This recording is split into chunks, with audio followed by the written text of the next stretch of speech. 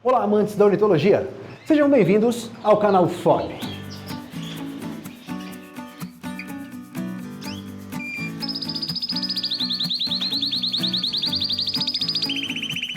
Vamos ver os canários aqui. Agora, tá? Especialidade é porte, professor, é isso? Então assim, eu sempre gostei dos desafios, né? Então, como eu sempre gostei dos desafios, o meu primeiro porte que eu procurei criar é esse rapazinho aqui, que ele parece uma bolinha com perna, né? São os Five Fence, tá? Aqui são dois bichinhos de linhagem italiana, né? Lá eles são craque nisso, tá? Então eu comecei muito com os fogos, né? Depois sempre gostei muito dos Bossul belga, esse canário aqui que parece um corcundo, né? Tá? Tem um pouco Bossul belga. Essa época que a gente está aqui, viu, Bruno? Vale a pena ressaltar que o canário ainda não está nenhuma definição, porque nós estamos no mês em que ele nem é filhote, nem é adulto. Sim. Certo? Então ele está mudando, está virando, não está com a cor definitiva, a cor de exposição. Então dos portes eu tenho Bossul belga, eu tenho os Five, olha esse canário aqui, ó, é o Scott, né? É o canário Scott. Tem um perfil lindo, né? Tem um perfil lindo. E ele é como se fosse, a gente vai ver que, até para quem estiver iniciando, que os portes, eles são muito a miniatura de outra raça. Então, por exemplo, quem seria a miniatura do Scott? É o Oso, que é esse canário aqui, ó. É um canário que faz uma curvazinha, ó. Tá? Sim. O Oso, ele seria o Scott pequeno, tá? O Gloucester, o Five, seria o Border pequeno. Sim, o Border é o Five grande. Tá? E dentro dos portes, né, eu tenho também os Gloucester, tenho, como eu já falei, tem uns Scott, tem uns Gloucester, tenho o Bossul belga, mas a minha paixão tá aqui, chama-se Highlander. O Highlander, ele é a miniatura do Lancaster, do Lancashire. Certo? Então o Lanca, a gente tem um Lanca, que é esse canário que forma um ângulo de 45 graus, canário que pode ser com topete, sem topete, e a miniatura dele tá aqui, ó, chamado Highlander. Certo? E eu, como não tenho segredo para contar, esse canário vem daquele cruzamento ali, ó. Ah, isso é um casal. Esse a gente usa o Oso, que até um oso um pouco grandinho, com o Gloucester. E ele dá um Highlander, é isso? Aí vem o Highlander. Mas vem com topete? Vem... Aí depende da sua sorte, tá, né? Porque nós temos Highlander como a série de todos os canários. Né? Se é o amarelo é intenso, nevado, o amarelo marfim. Também no Highlander não tem os pintados e a gente tem o topete sem topete. Então a gente tem que cruzar topete com sem topete. Vai limpando essa genética ali aos poucos. Mas às vezes você tem a sorte do primeiro cruzamento do Gloucester com o Oso já sair um Highlander bom. Que coisa, Tá? que coisa. Mas a gente cultiva e vai tirando a semente, né, do nosso Highlander a partir desse cruzamento. Por isso você está vendo aquela gaiola ali, um Gloucester e um Oso. Tá? Então tá aqui esse canarinho, né? Eu acho um espetáculo. Eu já tive a sorte, já fui campeão brasileiro 2 vezes, com pontuação mais de 91 pontos. Com os Highlanders? No Highlander. Tá. Eu acho, se eu não me engano, o meu foi o primeiro Highlander, porque essas raças novas não tinham. Muitas vezes é campeão com 89 pontos, né? Com 89, às vezes até 88, 90. Mas eu tirei 92 no Highlander, que Puxa, foi top. Que legal, que legal. Tá? E ele vem desses cruzamentos, tá? Então tá aqui os Highlanders, né? Não é como a gente fala assim, às vezes a pessoa me pergunta, olha, eu estou começando agora e eu quero criar Highlander e eu quero, olha, então comece com um canário mais simples, né? A gente sabe que de forma geral, dos canários de cor, os amarelos e os verdes são que mais fácil reproduzem, tá?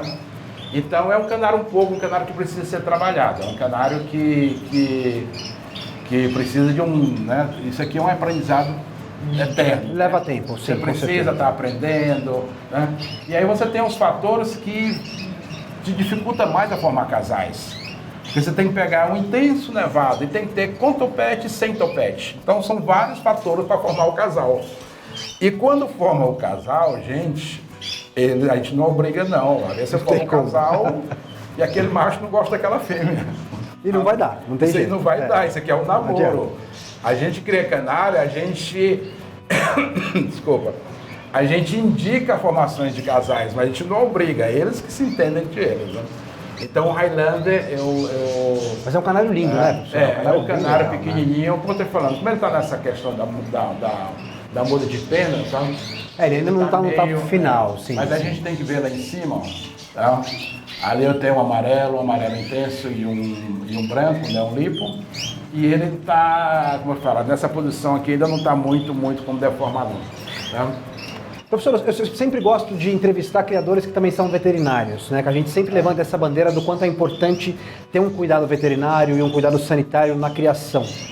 O que o senhor poderia dar de dica para quem está em casa, está começando uma criação, o que é importante? A gente já sabe que existem diversos fatores aí que vão influenciar direto até na sua criação mesmo, na reprodução das aves, na qualidade das suas aves. O que o senhor poderia dar de dica para a gente?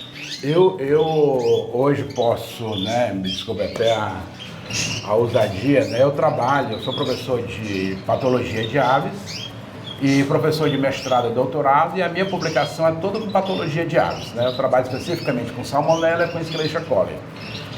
Existe uma doença que popularmente chamada de ponto preto, ponto negro nos filhotes, que mata muitos filhotes, que a maioria é causada por Escherichia coli. Então a gente fala o seguinte, gente, o que é a doença? O que é a enfermidade?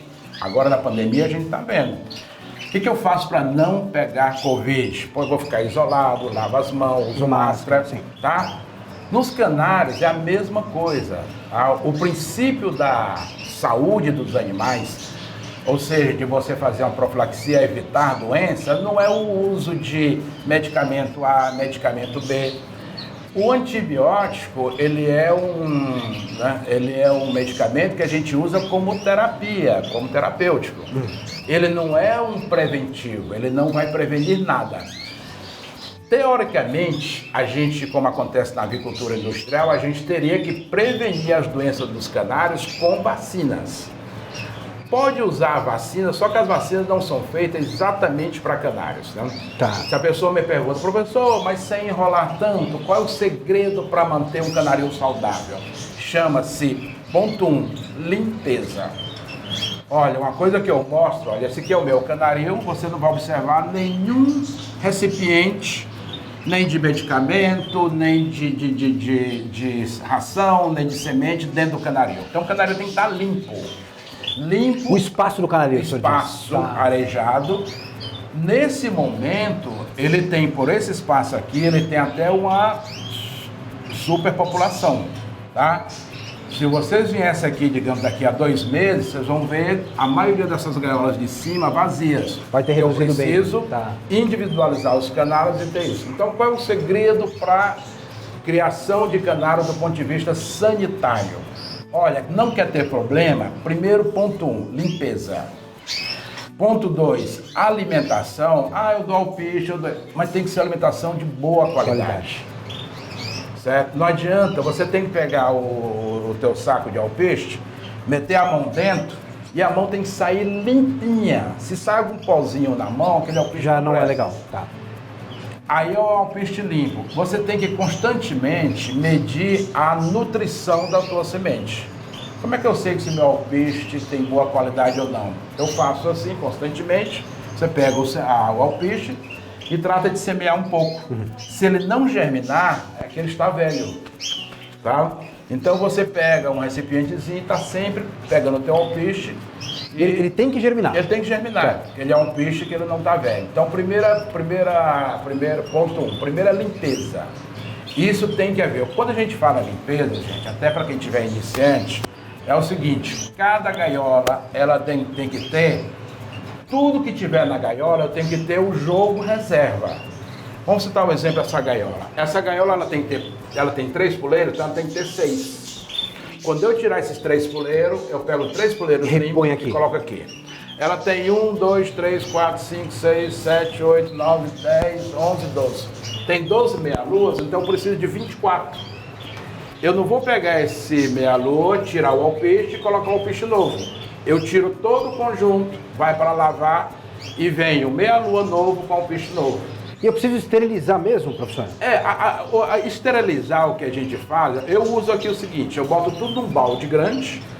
Desse balde grande eu boto água com água sanitária, né, conhecido como quiboa, e deixo por 24 horas, tá? Então esse bichinho que foi lavado, ele sai daqui, passa 24 horas na água com água sanitária, ele é lavado e ele vai para o descanso.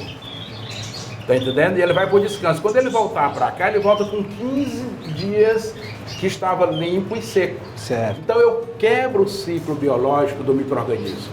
Sim. Tá entendendo? Principalmente do fungo. Então a gente tem que ter 2 grades para cada bandeja, para cada gaiola, que são essas grades aqui, ó. Isso é impreterível, né? Impreterível. Ter, né? São grades limpas, tá entendendo? Certo. Então o que você vai encontrar? Você não vai encontrar sujeira, são grades limpas, além do papel, e o único que você não precisa ter 2 é as bandejas, né? Tá. A bandeja, então você tem que partir do princípio isso, é limpeza, limpeza, limpeza. Uma boa alimentação de qualidade, né? De qualidade tanto do ponto de vista nutricional, como de qualidade da ração. A semente tem como você fazer esse controle, que é semeando a ração. E a farinhada você pode mandar analisar, certo? Certo. Mas essas grandes marcas geralmente pode confiar. Hoje, quando eu comecei a criar, a gente analisava. Inclusive a farinhada era feita de sobra de material de padaria. E a gente falava, olha, a melhor farinhada que a gente faz. Hoje existem marcas comerciais gigantescas, fantásticas, sim. E hoje eu te falo assim, do meu ponto de vista como veterinário, é injusto você dizer que a marca tal é melhor do que a marca tal, são todas excelentes. A gente tem aí 4 ou 5 marcas do mercado, que eu excelentes, não vou citar o nome, mas são todas excelentes. Então hoje a gente tem uma farinhada que dá até vontade de comer. Sim, com certeza. É de excelente mesmo. E a farinhada é um elemento completo, né? Falando em nutrição agora das aves. Porque tem gente que dá farinhada, semente extrusada e põe mais alguma coisa. O que é o certo? Olha, tem alguma coisa? Eu tenho sempre, eu não vou aqui ter a pretensão de falar o que é o certo e errado. Eu falo o que eu uso, né? Sim.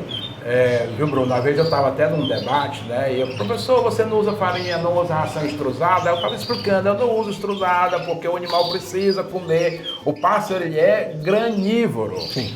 Quando ele come o alpiste, toda semente, ela tem um princípio ativo.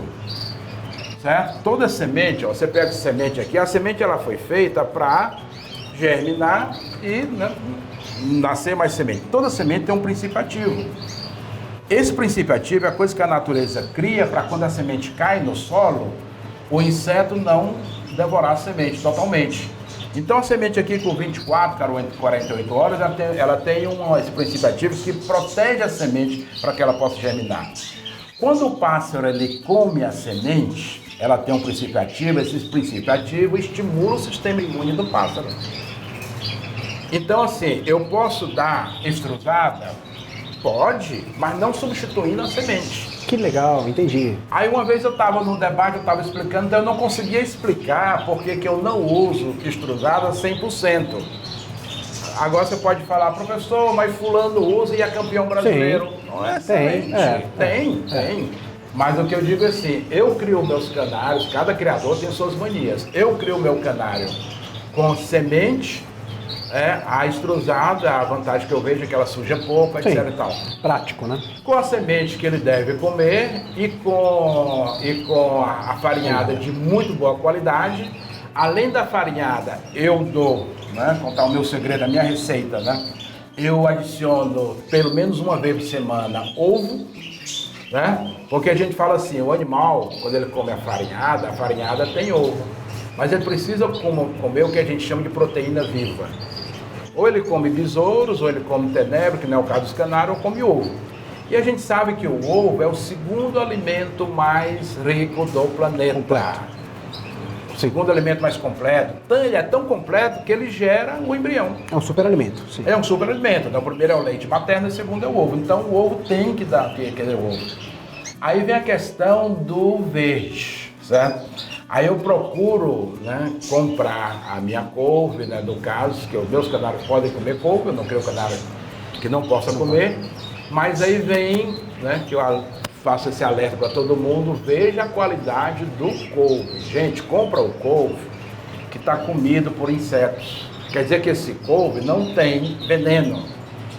O problema do couve são os organofosforados.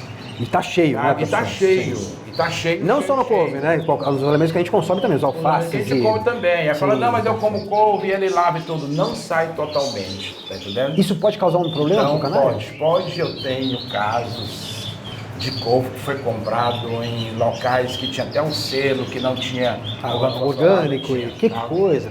O couve ele tem. Então, a melhor garantia é se você puder plantar o seu couve. Se puder plantar e tudo. Agora, fique registrado que a ave ela tem carência de vitamina C. O ovo ele é completo, mas a vitamina C ele não tem. A couve já tem. A couve já tem. Certo. Tá entendendo? Então a couve Aí vem mito também, né? O alface provoca diarreia. Tem muita coisa que provoca diarreia. Vem esses mitos todos. Não, eu dou couve, que é o bom a qualidade da couve é se ela foi plantada e cultivada sem veneno. Certo? Acontece que se o homem não colocar o veneno, o pessoal do supermercado não quer comprar, porque a couve está toda furada. Sim. Tá vendo? E é a melhor couve para o consumo, né? É que ela está mais É a couve que não tem. Ah, eu comprei um pé de couve e encontrei uma larvazinha de um lagarto. Ótimo! Quer dizer que não tem veneno. Ótimo, maravilhoso. Tá ali. A lagarta está comendo. A lagarta que está comendo. Então essa é uma grande dica, né?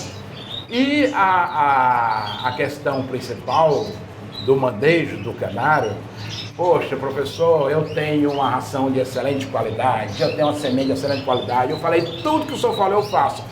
Mas você tem que ter genética. O canário, ele é genética pura. Certo? O canário bom, digamos assim, o canário campeão, o canário até terceiro local, quarto, dependendo da raça, no brasileiro, o canário tem uma genética excelente. Tá. Então, o canário excelente também não é garantia que ele vai tirar filhote excelente. Sim. Agora, que é garantia é que o filhote ruim, o canário que tem genética baixa, ele não dá canários campeões. Não sei o que é genética alta e genética baixa. Isso é de acordo com o padrão de cada estándares da raça, sim. Certo? Com o padrão de cada linhagem. Por exemplo, os meus amarelos, que eu estou entrando agora na criação dos amarelos, eu tenho aqui os meus amarelos, aí tenho lá os filhotes, né, que estão esperando para o campeonato, que é a minha linhagem de meus filhotes marfim, que aqui já foi uma seleção que eu estou fazendo, e aqui eu tenho... Os amarelos também. Amarelos, só tem um branco ali mexido ali no meio, mas tem os amarelos e marfim. Mas aí a gente seleciona desde o porte com a coloração, tá? E aí o segredo depois, daqui uns 15 dias, é individualizar cada canário. Ele vai cada um na sua gaiolinha para... Tá? E aí vem todo esse processo de formação da cor do canário. Sim. Né? Os pais... E é um trabalho, né? Trabalho não tem contínuo. como. Os pais, o manejo do criador de canário é esse, o segredo é esse. Os pais formam o canário, você forma a cor. Você forma o padrão do canário, às vezes você forma até a estética, a postura do canário, de acordo com o tipo de puleiro, de acordo com o tipo de gaiola. Se é um canário de poste, onde no concurso ele tem que estar em 45 graus, então tu vai fazer uma gaiola e vai botar os puleiros mais ou menos. Vai treinar ele para que ele fique daquele jeito. Treinado. Sim. Isso aí você pode, de acordo com o seu manejo, você pode interferir um pouco. Melhorar, né? Nessa qualidade. Melhorar e fazer o canário manifestar o que ele tem de bom. Sim. Tá entendendo? Perfeito. Eu sempre faço uma pergunta também, professor, que eu acho que é muito importante. Estou começando uma criação agora. É melhor eu comprar, fechar um lote de canários muito bons ou comprar 2 casais campeões caríssimos aí que eu vou investir uma grana? Olha, a resposta, isso aconteceu comigo, né? Eu crio canário, passarinho, eu crio, como eu estava falando desde menino. Mas eu criei o canário assim, como a primeira vez que eu fui para competir foi em 2010, sabe? Então eu já tive essas 2 experiências de comprar, antes eu chegava lá, comprava só campeão. Uma coisa, Bruno, que a gente observa é que se o cara chegar no brasileiro e comprar todos os campeões, ele não tem garantia nenhuma que ele vai ser campeão, tá? Então o que a gente faz? Qual que é melhor? Isso depende de cada um, porque o segredo de fazer um campeão é o manejo. E o manejo é uma coisa que você não aprende em nenhum livro. Você só aprende fazendo. O canário ele é tão desafiador que a gente fala assim, olha, eu crio o canário como criador e competição, né, mais ou menos agora, né, 2010, então estou falando de 13, 14 anos, né? 13 anos. Eu vou criar uma raça diferente, eu vou aprender, eu tenho 13 anos que eu crio o canário, ou 20 anos que eu crio o canário, eu estou de olho, por exemplo, vou dar um exemplo, né? O meu amigo lá, o Pívoro, né, tirou o Pívoros, né? Eu estou de olho no Pívoro. Se eu for criar o Pívoro, eu vou ter que começar do zero. Tudo Então, de novo, não adianta, cada linhagem ou cada cor, né, nos canários depois a gente chama mais cada cor, fala, olha, eu estou criando amarela, agora eu vou inventar de criar, sei lá, o canela pastel. Vai aprender tudo Eu vou aprender a criar canela pastel. Não adianta, né, professor? E isso são anos e anos de observação, de quebra-cabeça, são coisas que não tem como explicar. Então posso pensar assim, uma pessoa que não sabe criar Highlanders, se eu der para essa pessoa um casal campeão de Highlanders e ela não souber fazer nada, é como se ela não tivesse nada na mão. É como se tivesse nada na mão. Tudo acontece, sim, né? Claro. A ciência não é matemática, não é exata. Sim, não é né? exata, não é exata. Acontece, eu falo, depende de cada um. Mas se eu partir do princípio da pessoa que não tem experiência, ela pode pegar o canário campeão, 2 ou 3 canários não campeões, vai dar nada. Sem experiência.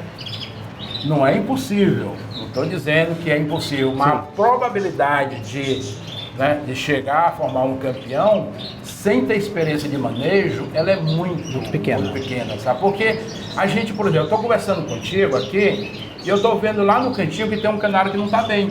Sim. Tá entendendo? Eu já estou conversando contigo e estou falando, ó, aquele canário ali, depois de terminar a reportagem, eu vou tirar aquele canário já não está bem. Tá? Então os animais, eles falam.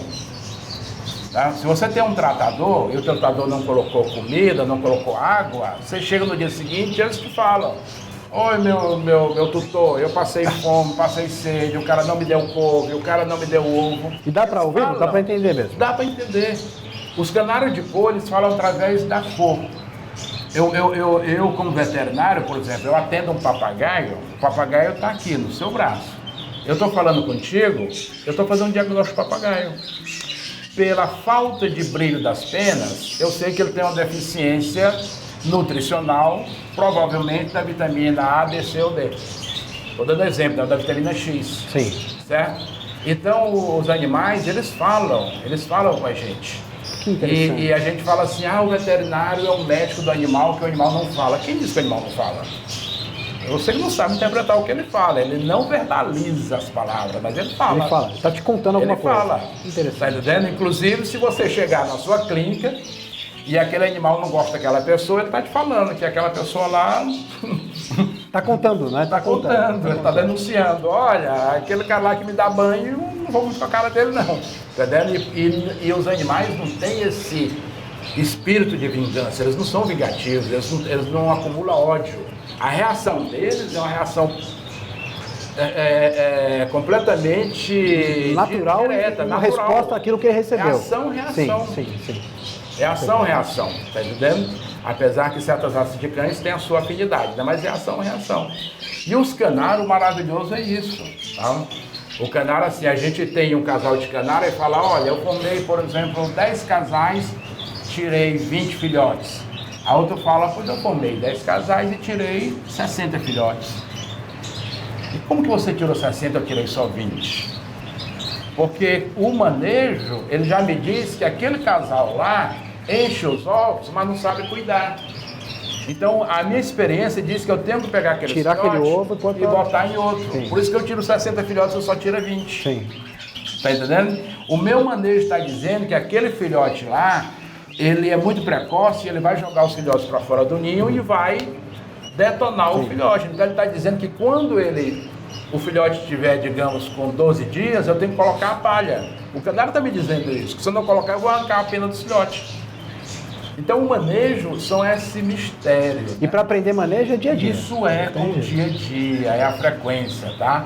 É aquela questão que a gente vê na Europa, muitos grandes criadores são os vovôs, né? Você chega lá e fala, olha, o cara lá é campeão e tudo, quando vai ver é um senhor de 70 anos, que ele tem 40 anos que cria.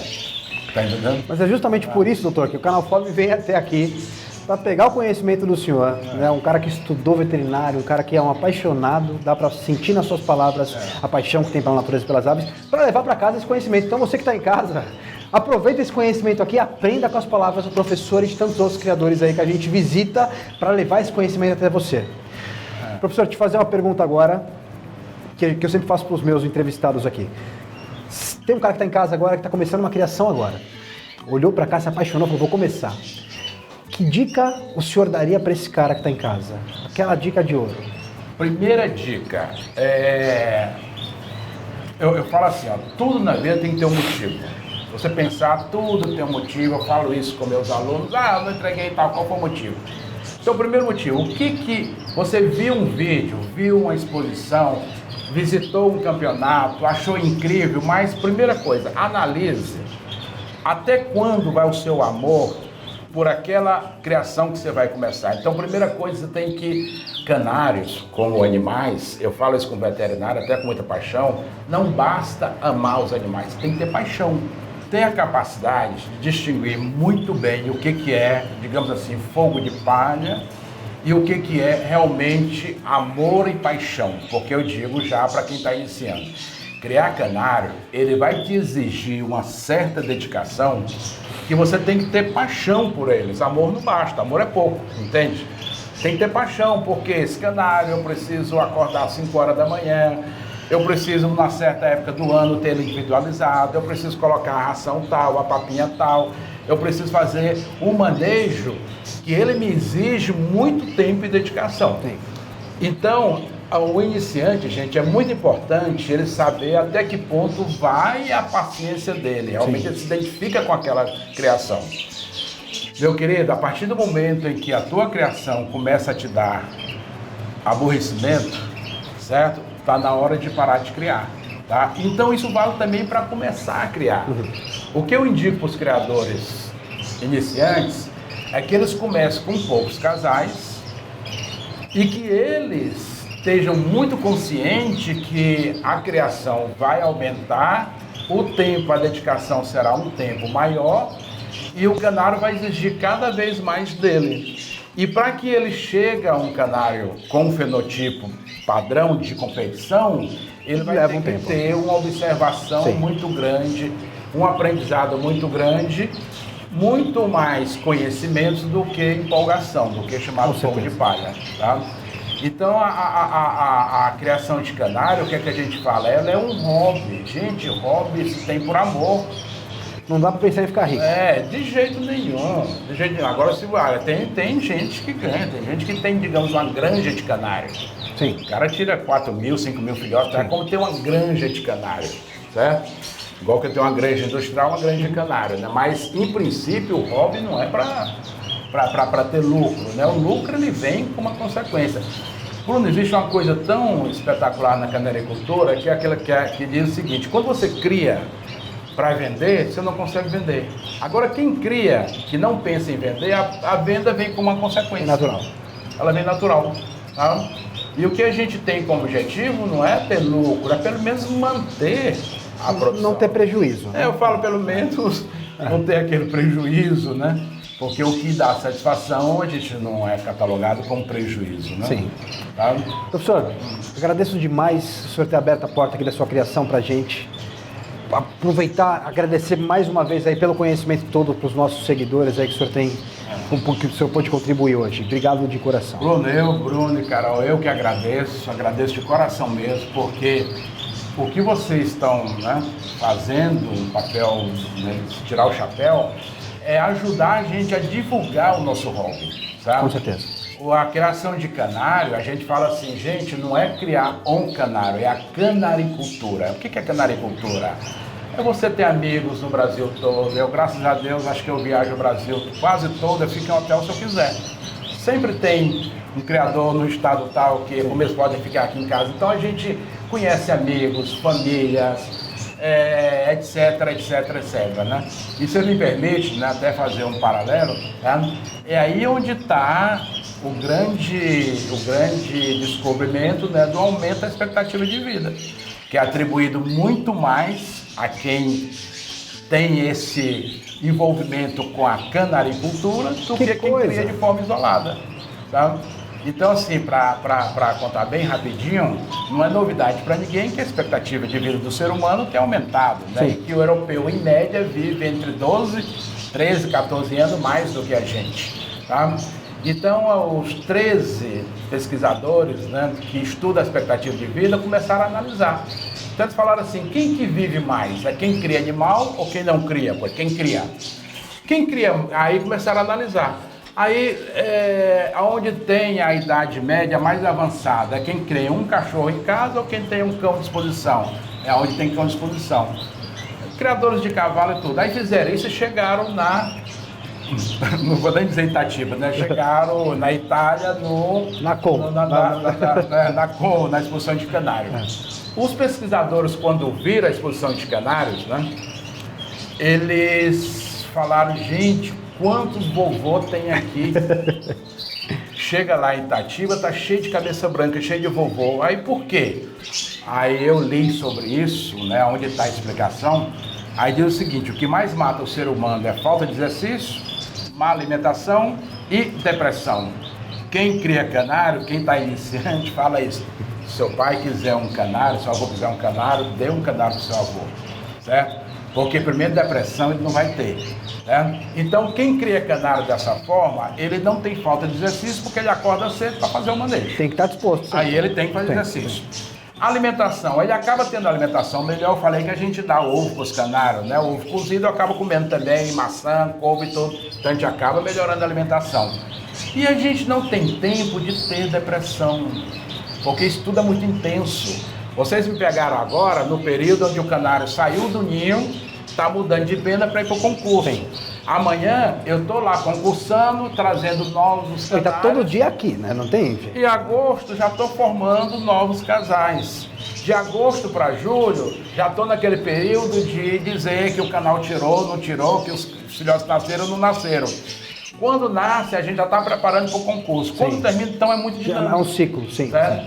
Aí só para concluir com isso, gente, olha que dado interessante.